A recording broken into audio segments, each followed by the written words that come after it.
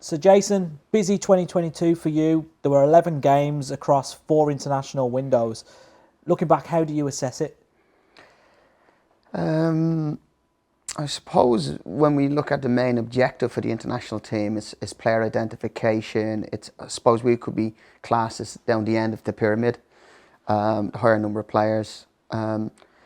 Teams, if we start with the 08s, obviously, which is the first part of the year, we had some games, we had a couple of games against Wales, and then we had a tournament in Croatia, and the team grew as we went along.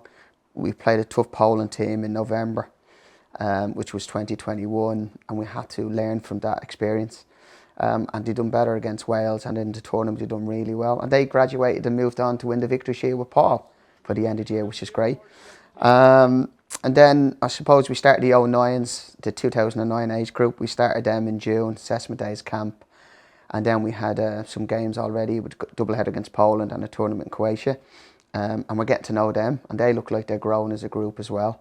So overall, I'd say it's been successful in terms of our key objectives are and our KPIs.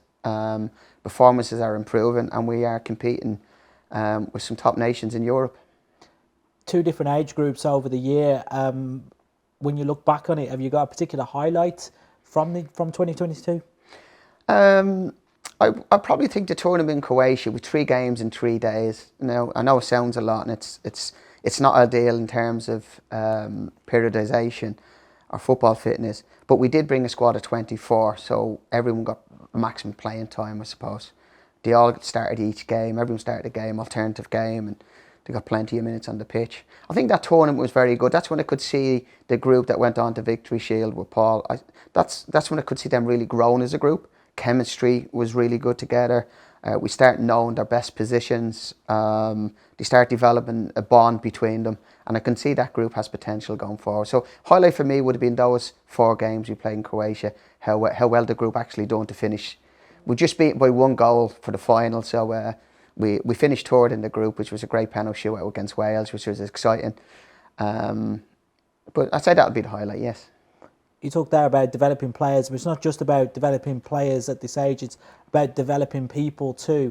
What are some of the things that you yourself and the staff have been doing to kind of help develop them as people in camp so that they can take that back to their clubs? Well, we always try to have a 3 or 4 day training camp before we even start any international.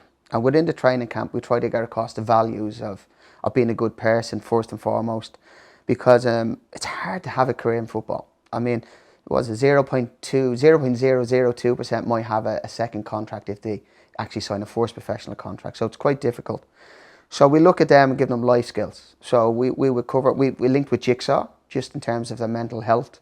So we have that support there. We have a presentation around resilience and knockbacks in life, not just football. We do a player care learning journal so we can form a connection with the players and get to understand their personality so we can help them further. Even CPR training, they all train in CPR just in case of any issues ever arise when they're out and about in the football field with their own friends or clubs. And then we effectively look at how they conduct themselves and how they eat, and all those habits are something that they can bring forward as lifelong learners, I suppose, more than just here for football. Looking ahead to 2023 now, how excited are you by this group and also the upcoming games next year? We're just back from Poland. I thought we were very good in Poland. I really did. I thought the way we played, they played a 1-3 box 3 system with 4 midfield box. So it was something new for the players. We only had a couple of training sessions leading into it. One was attacking, one was defending. But what pleased me most was how they carried out the game plan. So to me, it was like they were mature enough to take on the information, went out and applied it. 2 good games, really happy with it. Again, it looked like they're growing as a team. I'm looking forward to working with them now against Australia on the 21st of January here in Abbottstown. As well as the life skills that you've been teaching the players, there's also culture days. Can you kind of talk back on one of the culture days that you did with the players when you went out in Poland?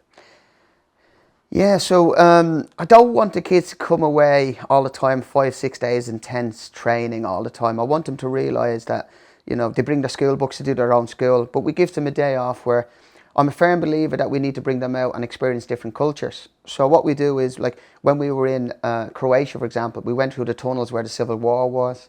The kids got, we had a guide, brought us all around.